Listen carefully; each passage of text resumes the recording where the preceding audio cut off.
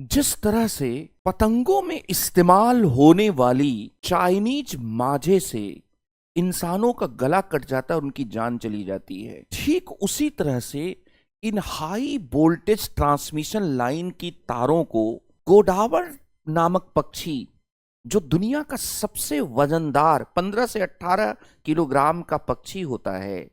और जिसका फ्रंटल जो विजन होता है वो कमजोर होता है, उसमें ब्लाइंड स्पॉट सामने बनता है, इसलिए वो तार को देख नहीं पाता है। उसका लैटरल जो विजन है वो बहुत स्ट्रांग है और इसलिए wild life institute of India के आंकड़ों के अनुसार 15% गोडावड़ पक्षी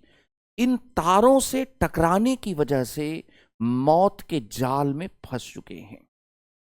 अब ये मुकदमा गया सुप्रीम कोर्ट में। सुप्रीम कोर्ट में जब ये मुकदमा गया तो एक तरफ पेरिस सम्मेलन से जुड़ी हुई हमारी जीरो इमोशन और सोलर एनर्जी और विंड एनर्जी पर आधारित प्रतिबद्धताएं हैं,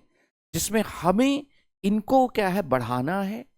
और दूसरी तरफ जीरो इमिशन भी करना है। इसका मतलब एक तरफ क्लाइमेट मिटिगेटिंग हमारे गोल्स हैं, जो जलवायु है उनके समनात्मक उपायों से जुड़े हुए लक्ष्य हैं, और दूसरी तरफ क्या है कि जैव विविधता से जुड़े हुए मुद्दे हैं।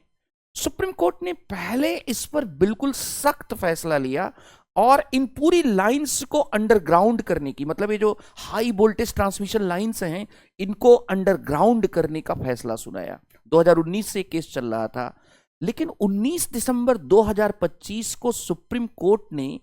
एक संतुलन बनाने वाला फैसला सुनाया, जिसमें पहली बार सुप्रीम कोर्ट ने राइट टू क्लीन इन्वायरमेंट से अलग राइट टू क्लाइमेट प्रोटेक्शन, जलवायु परिवर्तन के प्रतिकूल प्रभावों से बचने के अधिकार को अनुच्छेद 21 के राइट टू लाइफ में अंतर्निहित बताया। सुप्रीम कोर्ट ने अनुच्छेद 14 में समानता के अधिकार को भी जलवायु परिवर्तन से प्रभावित करने वाले अधिकार की सूची में रखा और यह कहा कि कमजोर समुदाय इससे असमानता की स्थिति में पहुंच जाते हैं। अनुच्छेद 48 और अनुच्छेद 51 ए जी के तहत सुप्रीम कोर्ट ने कॉर्पोरेट इन्वायरमेंटल रिस्पॉन्सिबिलिटी की पहली बार बात की। ये पहली बार बात हो रही है, सीएसआर की बात नहीं कर रहा हूं, सीईआर का कॉन्सेप्ट दिया। और सुप्रीम कोर्ट ने एक तरफ विंड एनर्जी और इसके साथ ही सोलर एनर्जी पर रोक लगाने की भी बात कर दी, और सुप्रीम कोर्ट ने इन सब के साथ ही बहुत महत्वपूर्ण बात यह है कि इन ट्रांसमिशन लाइन को भीतर करने की भी बात कर दी।